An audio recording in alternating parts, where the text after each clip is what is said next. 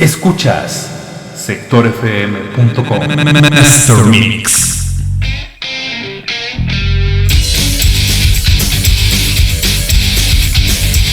Y bueno, es lunes y los lunes tradicionalmente aquí en sectorfm.com son lunes de esfera legislativa y me da muchísimo gusto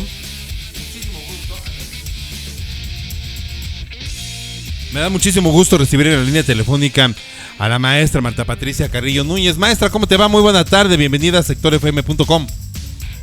Hola, buenas tardes Gerardo y a todo el auditorio, pues un gusto encontrarnos nuevamente aquí en Esfera Legislativa. Muchas gracias, maestra en Innovación Social y Economía Solidaria, gracias por estar por acá. Maestro Ernesto Texcocano Hernández, maestro en Periodismo Político, ¿cómo te va? Muy buena tarde, bienvenido a sectorfm.com. Muy bien, estimado Gerardo, un placer otra vez estar aquí en Esfera Legislativa. Un saludo para ti y para toda tu audiencia. Oye, amigo, antes de comenzar este asunto, les presumía hace un ratito a nuestra audiencia que nos hace el favor de su compañía de escucharnos, que la semana pasada, el lunes, no pudimos estar con Esfera Legislativa porque atendiste el llamado de otro medio de comunicación y te presentaste en un foro de televisión para hablar de los plurinominales. ¿Nos puedes más o menos contarle un poquito a nuestra audiencia de qué versó un poco tu participación en este programa, amigo? Muchísimas gracias, estimado Gerardo. Pues fue una experiencia muy padre, muy enriquecedora, y la participación tenía que ver sobre todo con la figura de los diputados plurinominales, esta figura que se introdujo en el sistema electoral a partir de los años 70 y que tiene un antecedente en una reforma de 1963. Por aquel entonces se le denominó diputados de partido, y en la reforma del 77 se introdujeron los primeros 100 diputados plurinominales.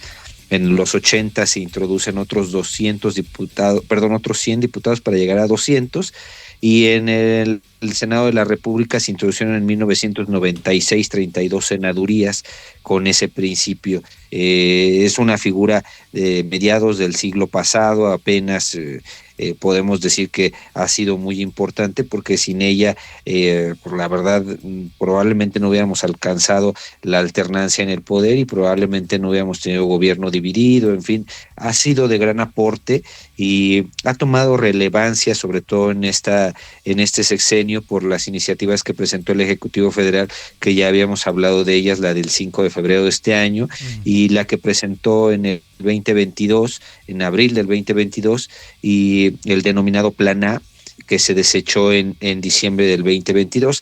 Eso es muy importante, no perder de vista el antecedente, cómo surgió esta figura.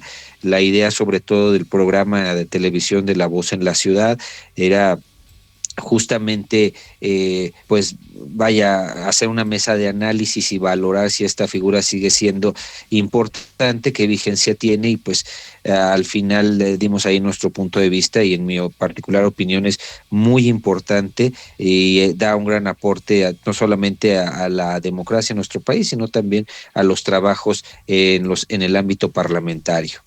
Oye, amigo, pues muchas felicidades. Y ya que estamos en este asunto, rápidamente pido la intervención de la maestra, así brevemente, maestra, para darle un poquito más de idea a la gente sobre este tema. ¿Qué significaría que en nuestro país no hubiera diputados plurinominales como lo pretende esta reforma, esta iniciativa en el paquete de reformas enviadas por el Ejecutivo el 5 de febrero, maestra? Sí, pues básicamente eliminar a los diputados plurinominales significaría que únicamente tendríamos diputados que son electos a través del voto. Sí, serían 300, únicamente tendríamos 300 legisladores en la Cámara de Diputados. Y pues significaría una reducción en el número de legisladores en la Cámara, en ambas cámaras. Pero lo cierto es que, aunque es perfectible el sistema parlamentario en México, considerando la diversidad de la población que tenemos, varios estudios que se han hecho y diagnósticos consideran que el número en realidad no es un problema. Lo que tenemos hoy en día, el problema de fondo es la crisis de los partidos políticos y el diseño institucional al momento de hacer un registro de los partidos. ¿Por qué? pues porque esto permite, el marco jurídico vigente permite que haya partidos pequeños. ¿Cuántos de nosotros no recordamos que cada elección siempre surge por ahí algún partido que desaparece? O sea, únicamente surge en periodo electoral, no alcanza la mayoría y desaparece, o dura una legislatura únicamente y desaparece. Y esto, pues más bien esto amerita un análisis en el diseño, y lo que tendríamos que estar revisando es si esta representación es suficiente, pero sobre todo dar seguimiento a los temas, porque como lo hemos reiterado aquí en la esfera legislativa, cuando los legisladores llegan pues representando una bandera, llegan ya con una agenda que propusieron durante sus campañas, pero de repente cuando llegan, el funcionamiento partidista dentro del Congreso, pues termina a veces como asfixiando o descafeinando, por decirlo de alguna manera, algunas de las propuestas. De hecho, el tema que vamos a ver el día de hoy es uno de los que son muy representativos, y vemos cómo pese a que se cargan como banderas de ciertos legisladores específicos o de ciertos partidos, ya al momento de la operación y de todo el diseño legislativo, pues vemos los matices que en realidad nos develan las intenciones tanto de los proponentes como de aquellos que comienzan a proponer modificaciones. A ver, es un tema, muchas gracias maestra Marta Patricia. El día de hoy es un tema muy interesante, fíjate que he de decir que a mí me parece un tema muy interesante, pero no creí que fuera de tal magnitud cuando lo platiqué con Ernesto la semana pasada. La verdad es que me di cuenta que era un tema de una magnitud impresionante. Este asunto de las terapias de conversión, que son prácticas que se basan en la creencia de que la orientación sexual o la identidad de género de una persona puede y debe cambiarse. También se conocen como esfuerzos por corregir la orientación sexual e identidad de género. Cabe mencionar que la Organización de las Naciones Unidas considera que estas terapias de conversión pueden equivaler a tortura u otros actos crueles, inhumanos o degradantes. Además, pueden causar profundos traumas físicos y psicológicos a las personas que los sufren. Este es un tema que se ha puesto en la mesa desde 2022, y es que en octubre de aquel año la Cámara de Senadores aprobó una reforma al Código Penal Federal y a la Ley General de Salud que prohíbe y sanciona las terapias de conversión. El 22 de marzo, aquí en la Ciudad de México, en Cámara de Diputados, algo sucedió en el Congreso de la Unión que prohíbe de nueva cuenta estas terapias, y es pregunta, ¿prohíbe de nueva cuenta estas terapias de conversión? Estas terapias de conversión que le dicen a la gente que profesa otra preferencia sexual diferente a la heterosexual, que está equivocado y que debe de regresar al camino, entre comillas, del bien sexual. Entiendas el bien sexual como la parte heterosexual, la heterosexualidad. Entonces, si estás fuera de la heterosexualidad, ya eres una normal, ya eres un ente feo, ya eres un ente raro, ya eres algo que no eres normal.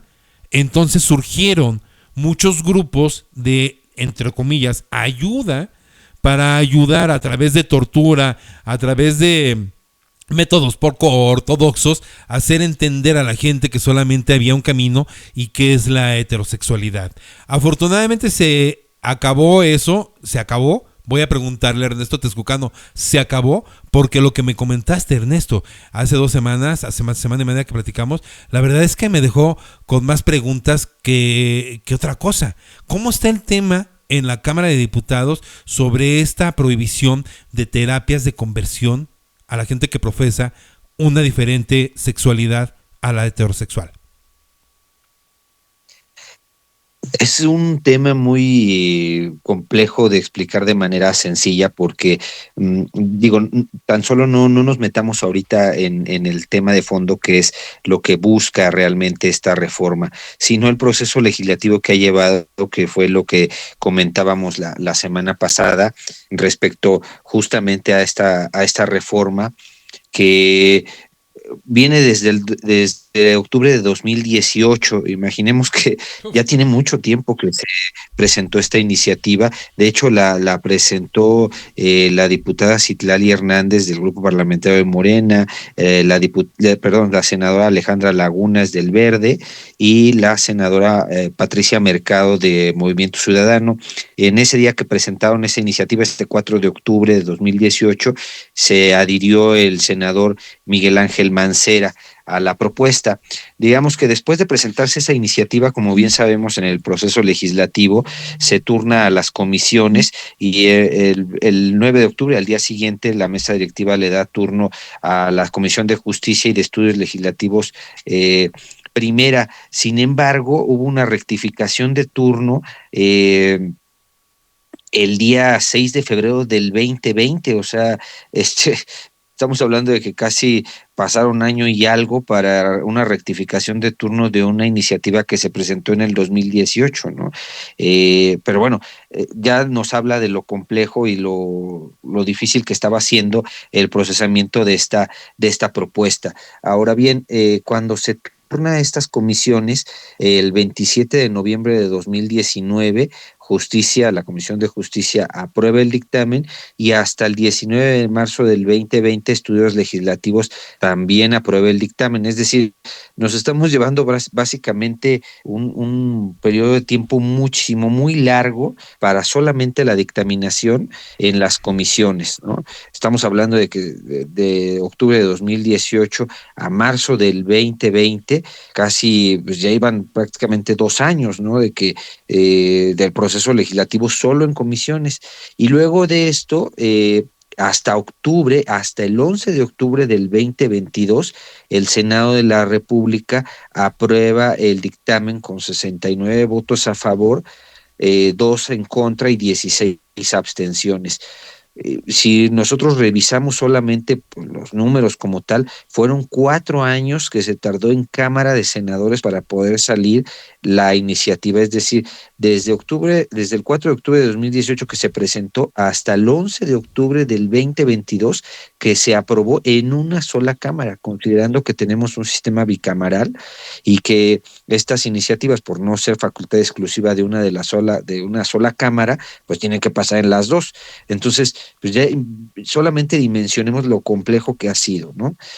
4 años básicamente para pasar una sola Cámara. Oye, ahora bien, espérame tantito, déjame hacerte una pregunta y te ofrezco una disculpa por interrumpirte. ¿Estos 4 años tienen que ver con lo complejo de la iniciativa o con haber dejado un poco la iniciativa ahí y después retomarla? pues mira, yo pienso que es un tema frontera. Tiene que ver con muchas aristas, sobre todo muchos congresos locales, no muchos, pero sí varios congresos locales, en este periodo de tiempo ya habían hecho adecuaciones a sus códigos penales. Por ejemplo, la Ciudad de México en julio del 2020, es decir, en el inter de estas discusiones que se daban en el Senado y de este análisis que hacen las comisiones, y pues obviamente la Cámara de Senadores en ese tiempo, ya estaban haciendo las reformas para introducir esta prohibición de las terapias de conversión. Es decir, ya había digamos, una serie de cambios a nivel local que estaban empujando también la permutación a nivel federal. En este sentido es importante mencionar que la redacción ha sido muy difícil de tratar de afinarla para que esto no genere más problemas en su ejecución que beneficios. Entonces, si nos damos cuenta, yo voy por mencionarte solo algunos estados, el Estado de México, la Ciudad de México, Zacatecas, Yucatán, Baja California y Sonora han sido de los estados que han reformado sus códigos penales para introducir este cambio para prohibir las terapias de conversión. Sin embargo, pues todavía faltan muchos estados y probablemente la idea era que a nivel federal primero se hiciera esta reforma y luego ya a su vez a nivel local, pero insisto, si nos damos cuenta ha sido una iniciativa que ha sido ampliamente discutida, pero que también ha tenido muchas observaciones por diferentes grupos de la sociedad que pueden no estar de acuerdo con la redacción que se está planteando o en su defecto con la forma en la que se está presentando en el procedimiento legislativo. Y hay que también destacar una cosa, y no Bueno, Ernesto. la Cámara de Perdóname, Diputados y el Senado de la República, Ernesto, pues espérame, te perdimos. Y estabas destacando una cosa y ahí te perdimos. ¿Qué ibas a destacar? Bueno, Ernesto. Ay, creo que perdimos a Ernesto. Maestra Marta Patricia, ¿andas por ahí? ¿Aló? bueno, Sí, escucha bueno, yo. ahí me Yo también ¿Sí? aquí ando, Gerardo. Sí, ¿me escuchas, maestro Ernesto Sí. Texcocano? Sí, te escucho, perfecto. Tuve aquí un pequeño problemita con Es el que internet nos aquí estabas de cámara, por cierto. Ajá. Gracias, amigo. Nos Sí, estabas diciendo que ibas a destacar una cosa y ahí te perdimos. sí, solamente destacar de estas modificaciones que se hicieron a nivel local, la idea sobre todo pues era tratar de empujar al Congreso Federal, que estos se hicieran estos cambios. Y hay que destacar que pues el Parlamento, el Congreso, pues es un orden político, pues una representación política en donde pues se manifiestan diferentes puntos de vista sobre todos los asuntos. Este en particular pues ha llevado una complejidad muy difícil que ahorita lo iremos viendo también en lo que ocurrió el viernes 22 de marzo por esta votación que se dio aquí en Cámara de Diputados, ¿verdad? Ahora bien, estos 4 años que pasó para que el Senado de la República lo aprobara, turna y ya como podemos ver, pues ya pasó una legislatura completa, ¿no? Ahora ya la Cámara de Diputados con otra conformación, la 65 legislatura, que es en la que ahora estamos, recibe la minuta del Senado de la República y el 19 de abril del 2023, es decir, casi 5 años ya, las Comisiones Unidas de Justicia, Salud y Diversidad, pues presentan un dictamen que es aprobado por 19 votos a favor, 29 votos a favor de la Comisión de Salud, 21 de Justicia a favor y 6 de Diversidad. Hay un buen número de abstenciones en esa reunión de comisión. Se dijo que la redacción tendría que ser modificada en algún momento porque no podría generar confusión la ejecución de la misma, ¿no? Y hasta el viernes 22 de marzo, es decir, si hacemos un recorrido nada más de los años que ha llevado, pues prácticamente se llevó casi todo el sexenio la iniciativa, ¿verdad? Y se aprueba la minuta, pero con modificaciones. ¿Esto qué quiere decir? Que se introdujo una reserva propuesta por la diputada Elizabeth Pérez García y la diputada Salma Nueva Loluna, quien era también quien estaba empujando la minuta y aquí en Cámara. Y pues al aceptar esta modificación de esta reserva, se va a regresar otra vez al Senado de la República la minuta para poder ser discutida solamente la parte que corresponde a la reserva que se aprobó el viernes 22 de marzo. Es decir, pues ha sido un trabajo muy arduo, ha llevado muchos años y como podemos ver, pues el proceso legislativo nunca deja de sorprendernos. O sea, Sí, claro, puede oye. ser tanto muy rápido como muy lento o puede tener ciertas, pues esto, ¿no? Yo estaba viendo en redes sociales que lo empezaron a publicar como un gran logro, como que ya iban a estar prohibidas, pero en realidad todavía falta que el Senado pues apruebe esta modificación que le va a mandar la Cámara de Diputados y pues considerando este antecedente que es pues de 2018, que fue cuando se presentó la iniciativa, luego lo que ocurrió de 4 años en el Senado y ahorita ya en Cámara de Diputados el tiempo que lleva, vaya, ha sido muy largo, pero también nos habla de lo difícil que podría ser en el Senado de la República aprobar esta minuta que se regresó. ¿Por qué? Porque vamos pensando que ahorita ya resolvieron la minuta en Cámara de Senadores, se turnará a comisiones y tendrá un periodo de, pues, máximo 30 días, porque hay que recordar que el periodo ordinario de sesiones termina el 30 de abril y si no se aprueba en este mes, pues estas modificaciones hechas por la Cámara de Diputados, tanto en comisiones como en el Pleno, pues ya no veríamos la aprobación de esta minuta, ni tampoco su publicación y entrada en vigor en el Diario Oficial de la Federación. Es decir, todavía falta pues un camino por recorrer. No sé, no sé lo que vaya a pasar, pero insisto, el procedimiento legislativo que ha llevado ha sido muy lento y es sorprendente que en algunas ocasiones pueda ser muy rápido y en otras muy, muy lento. Pues a ver, amigo. El día de ayer, gracias mi queridísimo Ernesto Texcocano Hernández, que bueno, pues obviamente, sí, qué mundo se vive al interior de ambas cámaras, cuando bien dices, una reforma o una iniciativa puede tardar días y otras años, como lo que tenemos enfrente.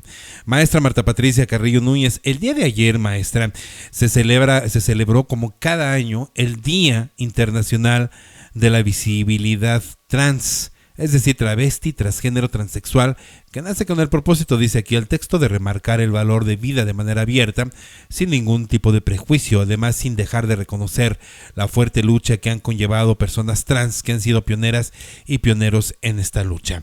En este orden de ideas, bueno, pues ayer vimos una manifestación y había gente que, como bien dice el maestro Ernesto Texcocano, había gente que vitoreaba esta aprobación, incluso, bueno, pues en su oportunidad, el diputado Temístocles Villanueva dijo: hoy buscamos la penalización de terapias de conversión, pues no hay nada que curar. Llevamos más de 30 años defendiendo que no estamos enfermos, respaldados además por la ONU. Dijo: estas terapias atentan contra el libre desarrollo de la personalidad, del derecho que tienen a elegir de forma libre y autónoma, sin coacción ni controles ni religiosos ni moralistas. Esto lo dijo Temístocles Villanueva en una ciudad de México que, bueno, pues tradicionalmente ha legislado a favor de los derechos de las personas de la comunidad LGBT, etcétera, que a mí me parece sensacional, porque ¿por qué quitarle los derechos por justamente profesar una sexualidad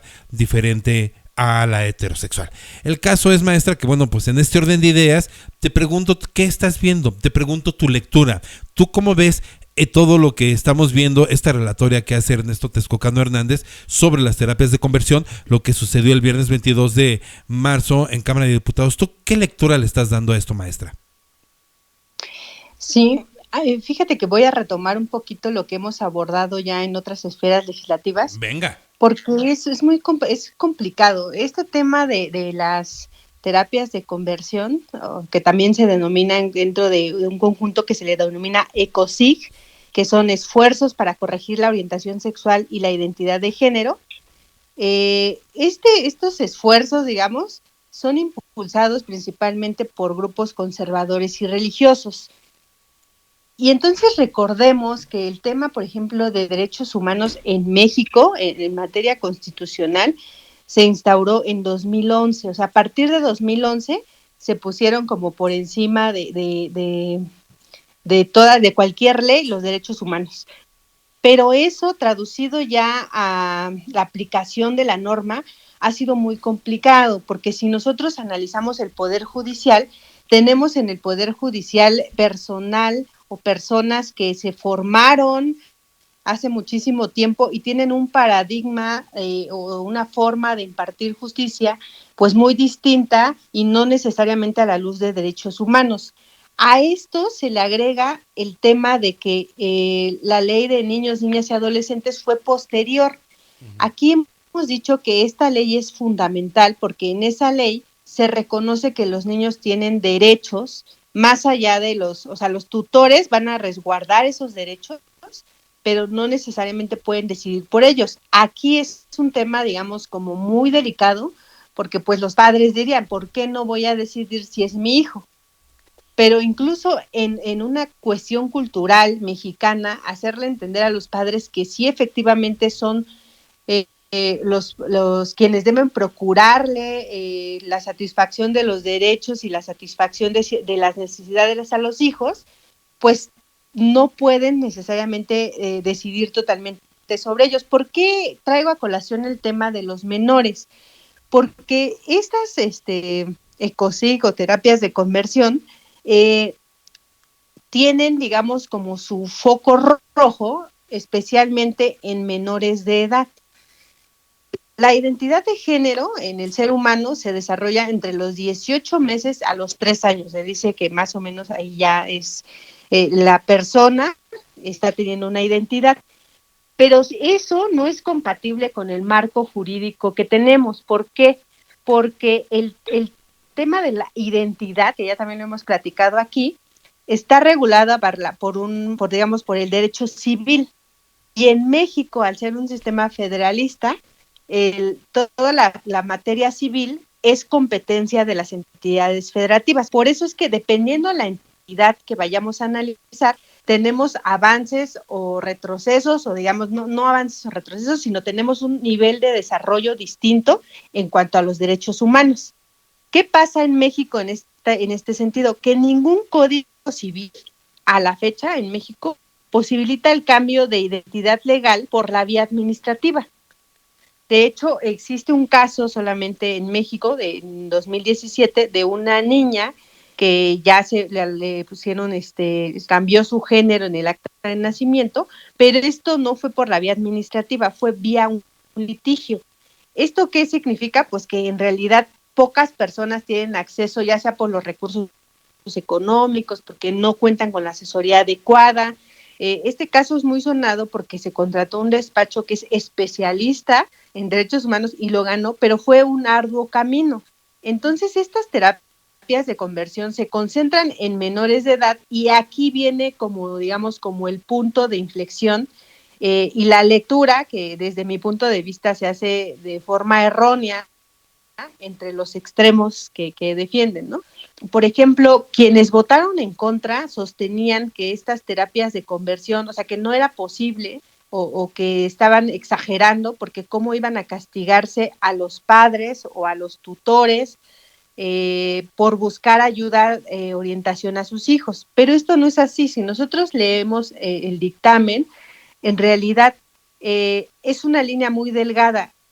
En el Código Penal que tenemos, los delitos como tal, por ejemplo, temas de violaciones, agresiones, ya están clasificados y tipificados. Pero ¿qué es lo que no está tipificado? Cuando tú tienes a un menor de edad, no es que él vaya y busque necesariamente estas terapias. Generalmente se le orienta o se le canaliza de alguna manera hacia este tipo de terapias. Y en este sentido, digamos, los delitos, insisto, ya están tipificados, pero ¿qué es lo que no está o lo que está medio, que no se puede tocar todavía en el código jurídico, en el marco jurídico? Pues es todas estas personas que promocionan estas terapias, que vinculan a la persona que se supone está enferma o que va a recibir orientación con este tipo de terapias, a las personas que autorizan y también a los pseudoespecialistas que incluso utilizan procedimientos que no están avalados ni psicológica ni médicamente en ningún lado. Por eso es que esta frase que decías que el exlegislador Temístocles subrayaba en esto de nada que curar, pues es cierto, porque existe, cuando tú dices que estas terapias van a corregir la orientación sexual y la identidad de género, estás dando por hecho que existe la posibilidad de corregir algo que no es corregible. ¿Por qué no es corregible? Porque tiene que ver con el tema de la identidad de género, que es algo que pues tampoco es como que se elija, no es como que yo hoy diga, no, bueno, yo quiero hacer esto hoy y ya, ¿no? Simplemente es más allá, tiene que ver con un tema de qué te estás identificando y de la libertad justamente de que tú tienes de elegir lo que tú quieras. Y en cambio estas terapias lo que hacen es pues justamente tergiversar la información y usar evidencia no científica para hacer estos tratamientos contra la orientación sexual y la identidad de género. Y entonces, ¿qué es lo que vemos aquí? Que, insisto, es una lectura errónea de todos aquellos que votaron en contra, porque no es que se esté sancionando al padre porque busque, al padre o tutor, a los padres o tutores, porque busquen terapia psicológica para sus hijos. Eso no se sanciona, porque de hecho estos esfuerzos para corregir la orientación sexual y la identidad de género están fuera de aquellas terapias que, digamos, están clasificadas o de aquella ayuda psicológica que está certificada. Son todos estos esfuerzos, entran dentro de una serie de acciones que atentan incluso contra los derechos humanos, porque atentan contra la propia identidad. Entonces parece ser que es como un mal, pues está mal entendido. Pero ¿por qué decía este recuento que nos hizo Ernesto sobre lo que va a pasar? Es muy importante, porque si en verdad hubieran querido que saliera el tema como tal, el grupo parlamentario específicamente de Morena, yo creo que lo hubieran dejado salir sin reservas. No porque no quisiéramos que se penalice, efectivamente sí lo queremos, pero dado que el proceso legislativo es muy amplio y hay que recorrer un camino largo, considerando que el periodo de sesiones se cierra el 30 de abril y que ya no va a haber posibilidad, en realidad no tiene mucho sentido que lo hubieran mandado al Senado.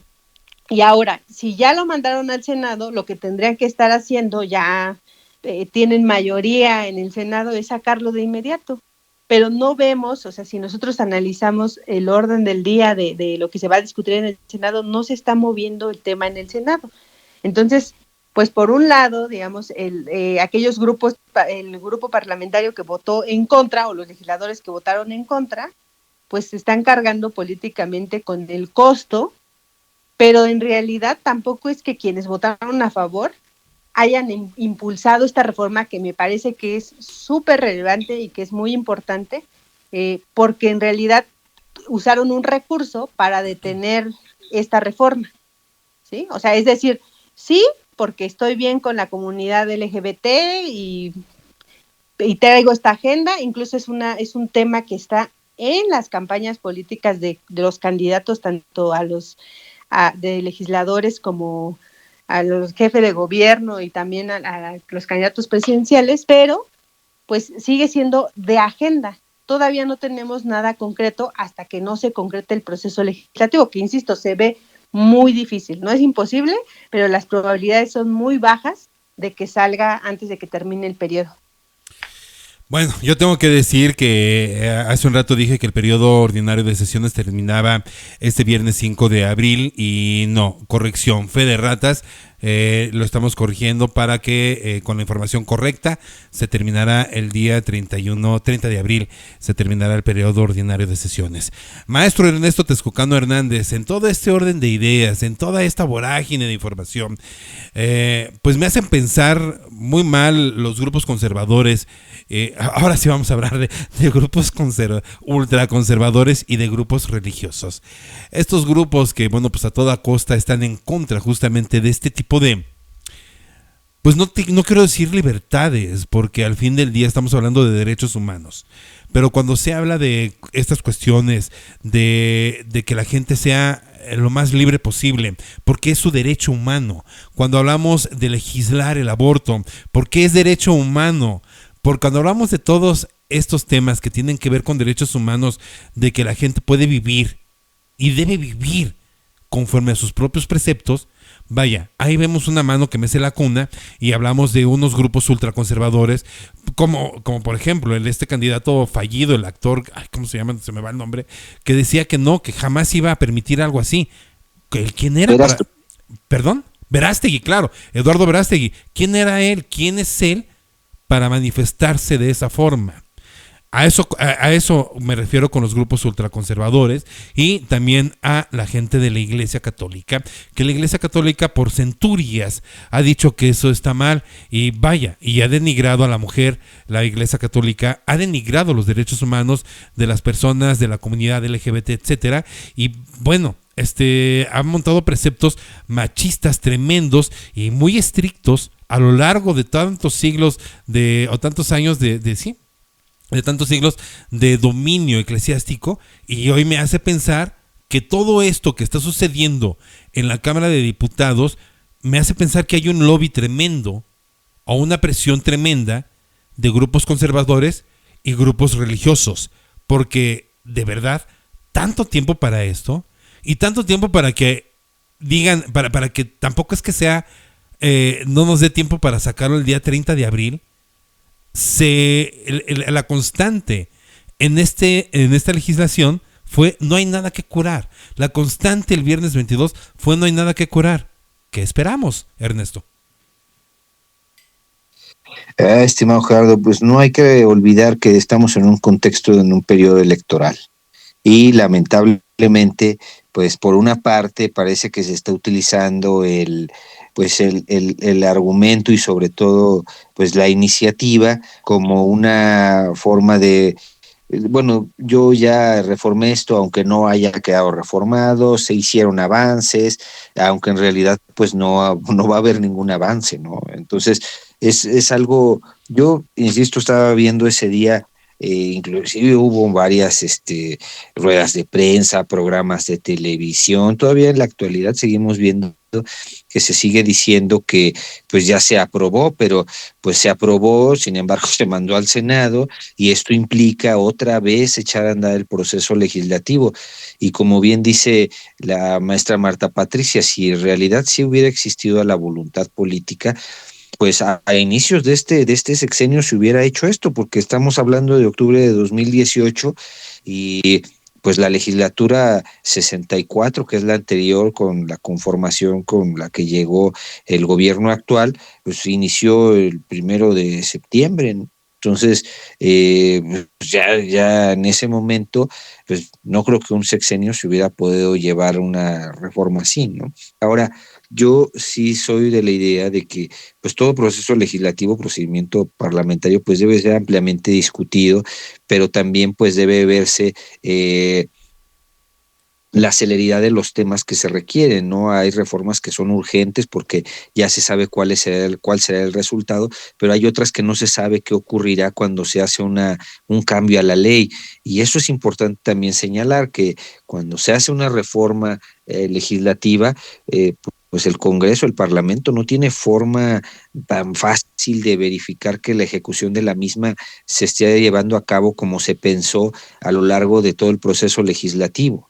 Entonces, esas formas de verificarlo no son muy complejas también.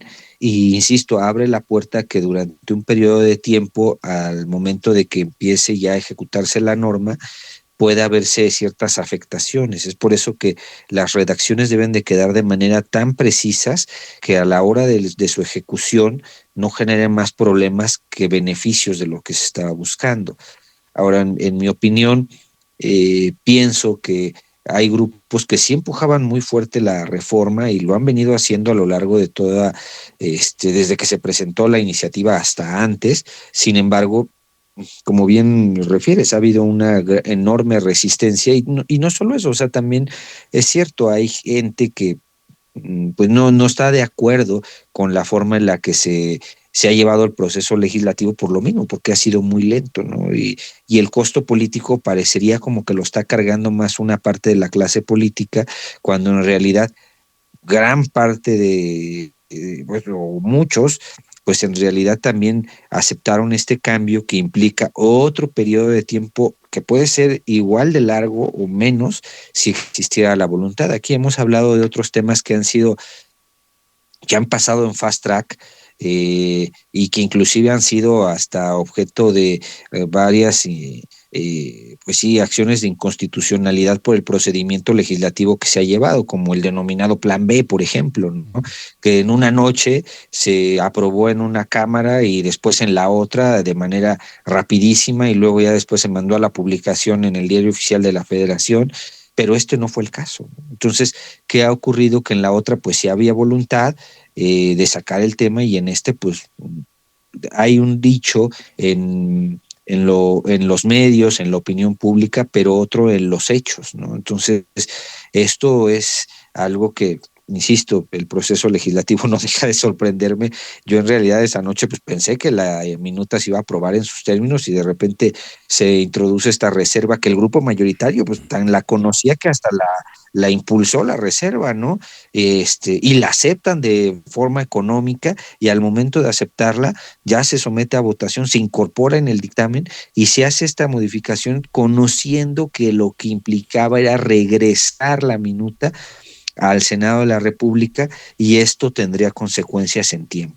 Insisto, pues estamos en un contexto electoral muy complejo, por cierto, que se ha cerrado completamente la contienda y lo que tenemos actualmente pues es que esta iniciativa probablemente de haberse aprobado quizá os hubiera sacado más problemas que beneficios, ¿no? Por eso es que digo, la verdad no se me ocurre pensar de manera diferente, pero insisto, el proceso legislativo sigue siendo pues también como flexible, como puede ayudar a ganar tiempo, a ganar espacio y sobre todo pues nos deja una serie de enseñanzas pues bastante interesantes este tema.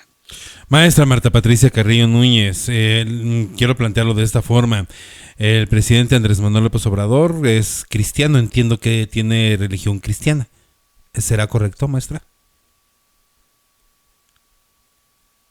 Ay, ahí sí, fíjate que eso no lo sé, pero sí, la verdad. Sí, ha manifestado Andrés Manuel López Andrés Manuel López Obrador un cristianismo. Te pregunto, ¿crees que detrás de todo este asunto de las terapias de conversión tenga que ver, no sé, a mí me hace pensar, y esta es una suposición y te estoy poniendo en un momento muy complicado, maestra, porque aquí lo que debe de rifar es lo que vemos todos los días en la Cámara de Diputados. Pero en este orden de ideas que se ha tardado tanto y hablamos de grupos conservadores y de la Iglesia Católica, pues a mí se me ocurre pensar también que, bueno, pues por parte de Andrés Manuel López Obrador, que manifiesta una cristiandad, pues igual podría venir por ahí alguna orden de detención. Que dicho sea de paso, pues los diputados de Morena pues le hacen mucho caso al presidente, ¿no? Maestra.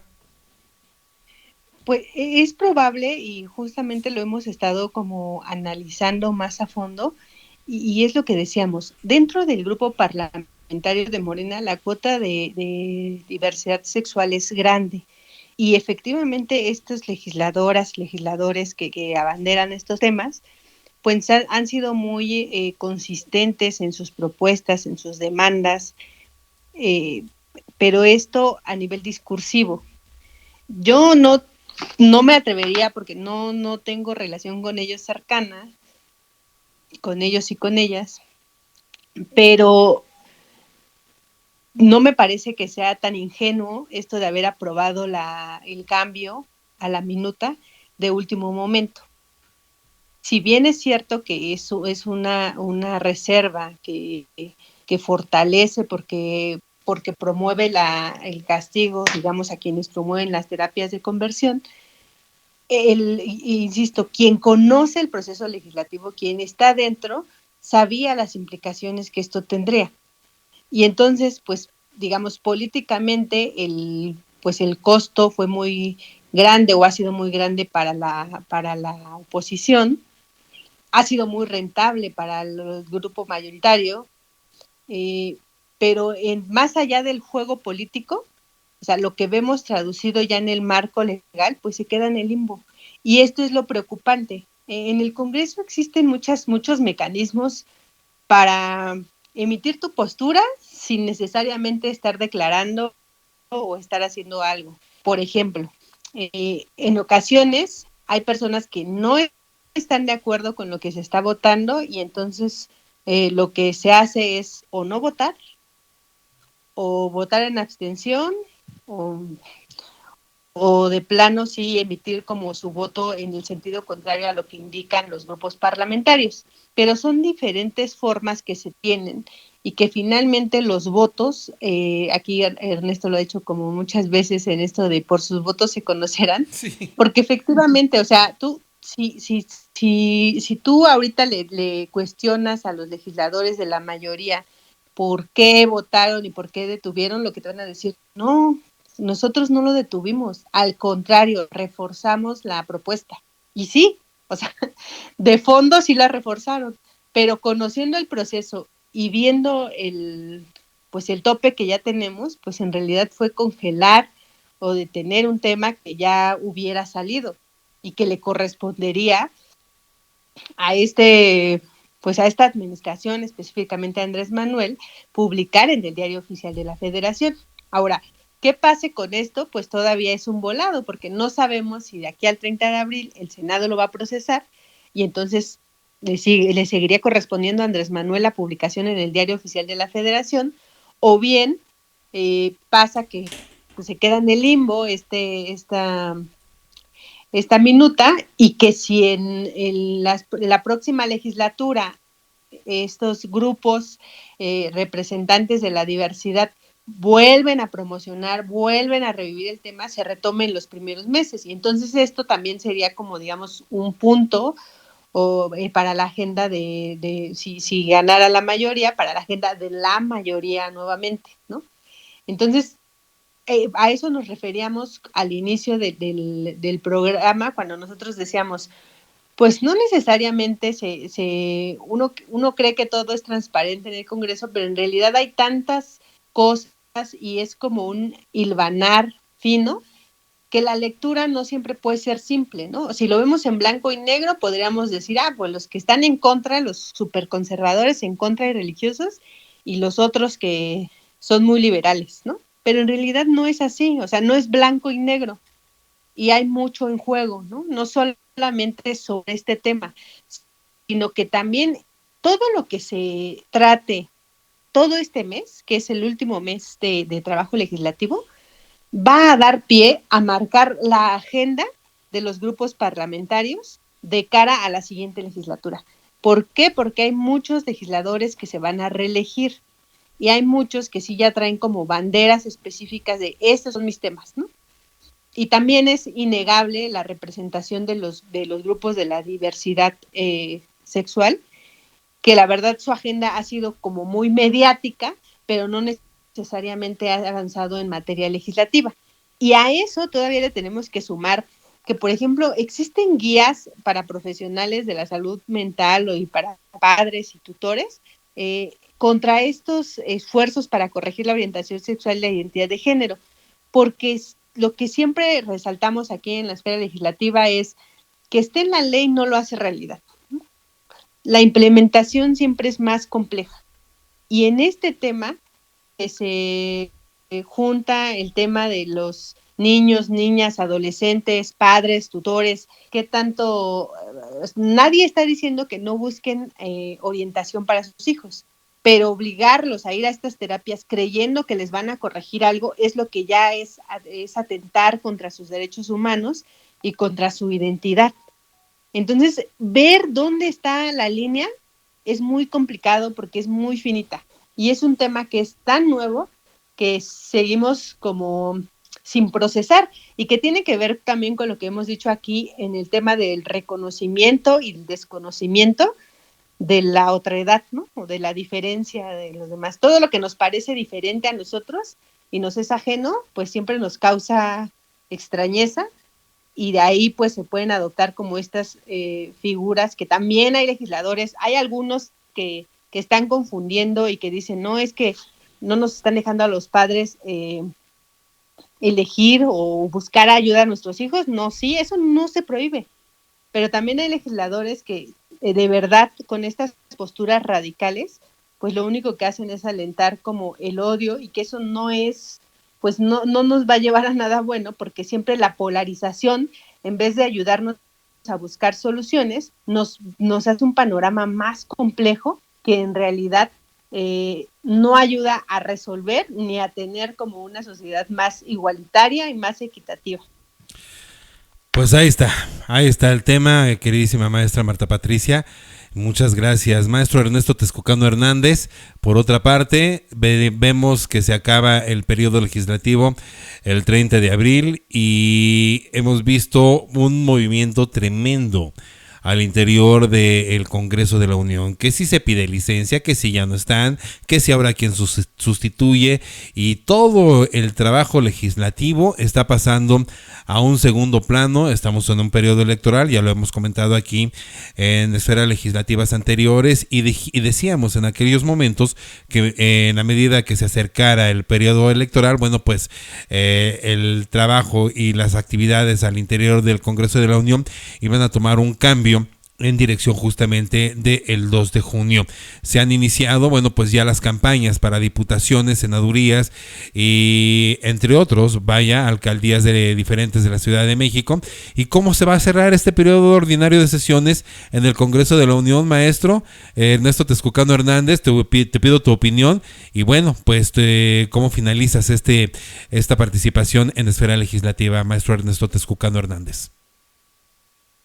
Sí, ya vemos una gran cantidad de licencias que se han otorgado a lo largo de las semanas anteriores. Hay que recordar que en varias entidades de la República no se habían iniciado el proceso electoral a nivel local, sí el federal, porque recordemos que en el caso del federal pues son 90 días y en el caso de lo local pues tienen calendarios electorales distintos, ¿no?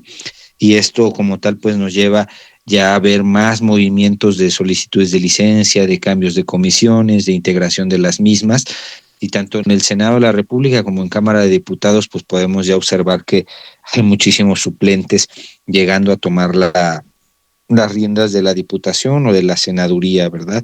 Y esto pues ya sabíamos que iba a ocurrir. Viene una elección para la elección de presidente y la renovación de todo el Congreso general y también de los congresos locales y en algunas entidades la elección de gobernador o gobernador.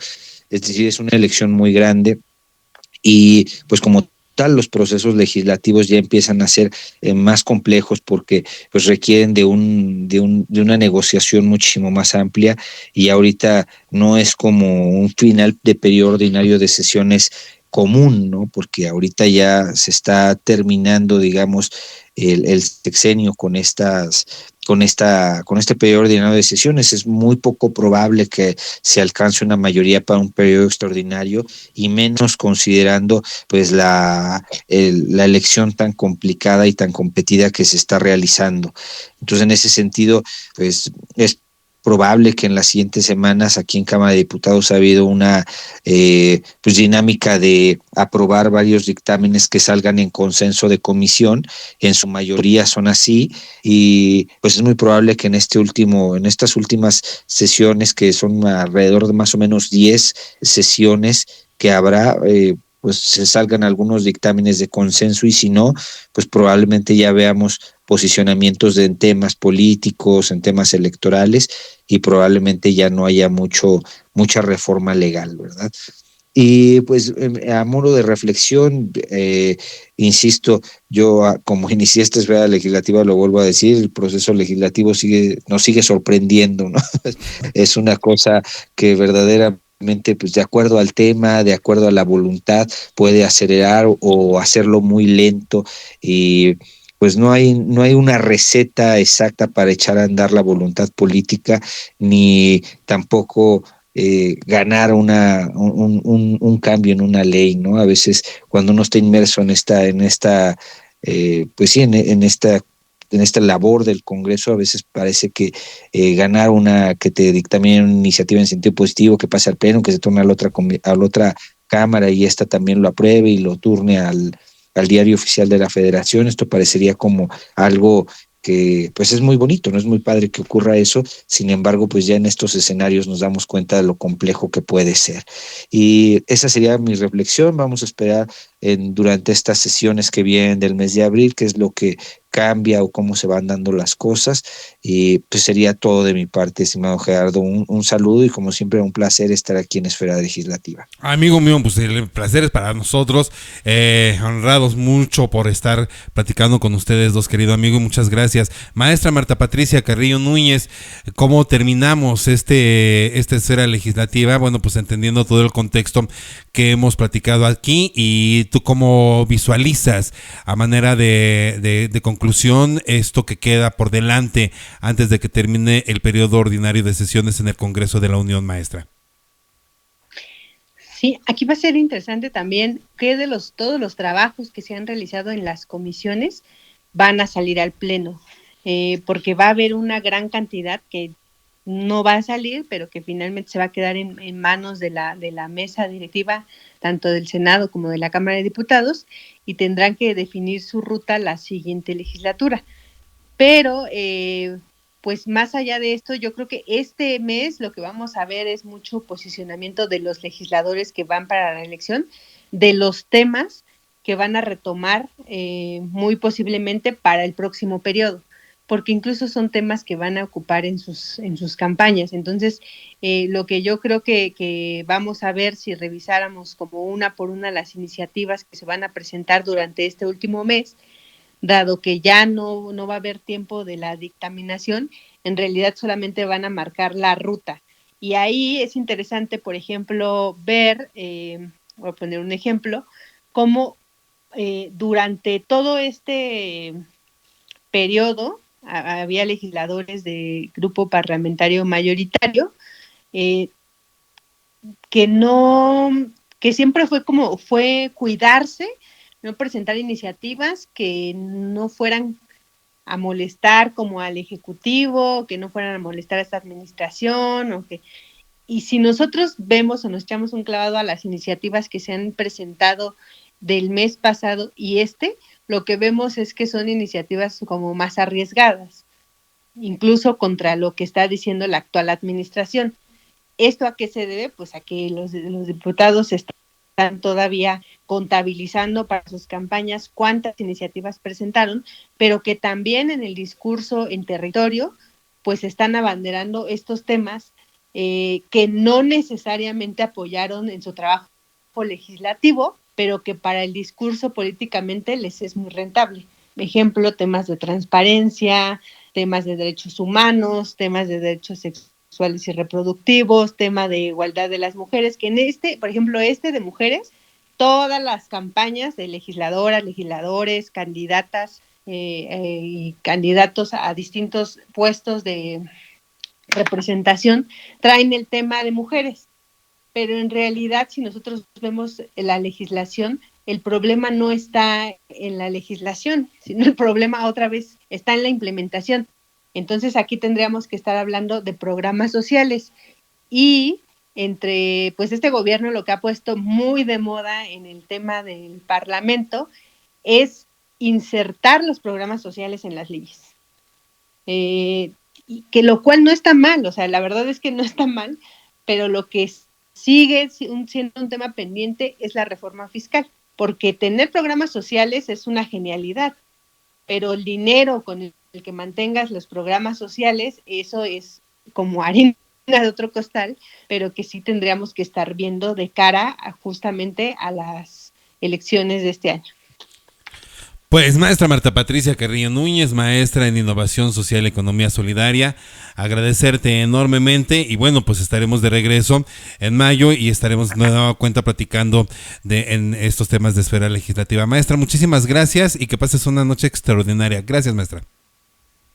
Muchísimas gracias a ti, Gerardo, por invitarnos nuevamente, y al auditorio por escucharnos. Muchísimas gracias, maestra. Maestro Ernesto Texcucano Hernández, muy agradecidos por este espacio, por esta esfera legislativa, por este espacio.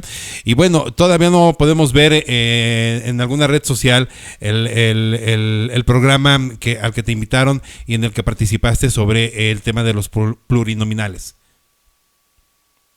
Sí, ya se puede ver, lo voy a compartir en los siguientes días. Nada más que me ha costado un poco de trabajo ahí la edición, pero ya lo voy a compartir para que se pueda ver ahí toda la verdad, una fiesta a la que me invitaron. Me gustó muchísimo y espero poderlo compartir en breve, mi estimado amigo. Amigo, que tengas una estupenda noche, muchas gracias y seguiremos atentos, ¿de acuerdo? Muchas gracias, que la pases muy bien. Un abrazo y un saludo a toda tu audiencia. Muchas gracias, les ruego que no me cuelguen, son las 7 de la tarde con 35 minutos en la Ciudad de México. Todavía vamos a platicar en un ratito más con Alex Ramírez, quien seguramente ya está llegando al concierto de King aquí en la Ciudad de México. Envía de mientras más música. En sectorfm.com es momento para Master Mix. Más de una hora de música mezclada con lo más in de las esencias bailables. Master Mix. Viernes y sábado, 8 de la noche. Master Mix.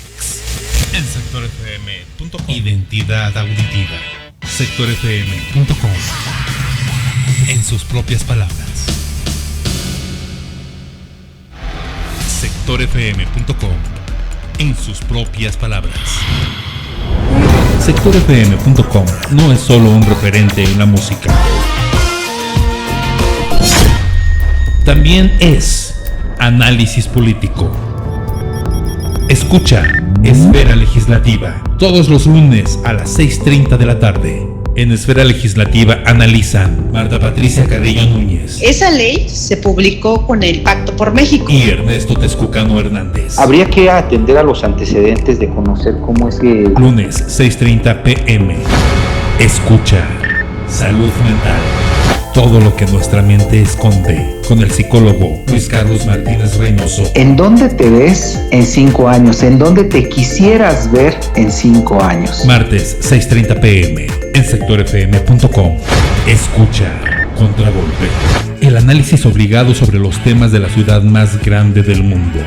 Con el periodista Luis Eduardo Velázquez Chico, director del portal de noticias capitalcdmx.org. Con la Ley de Desarrollo Urbano se metieron nuevos instrumentos de planeación como esto de las transferencias de potencialidad. Miércoles 6:30 p.m. Contragolpe en sectorfm.com. Escucha Análisis Imativa. El seguimiento puntual a los temas de primera plana. Jacqueline Zabalza Cadenas, directora de Imativa RP. Es un personaje muy interesante, clave para las elecciones del 24, si bien Marcelo no la tiene fácil. Jueves 6:30 de la tarde. Análisis Imativa en sectorfm.com. Escucha los conciertos. Cada evento, una crónica perfecta. Alex Graham Ramírez, periodista, nos lleva a la primera fila, embarrados al escenario. Bueno, te comentaba desde el festival que hubo muchos regresos inesperados, como el día sábado Austin TV, que bueno, ya tocó al cierre de esta edición del festival. Los conciertos en sectorfm.com. Escucha la entrevista.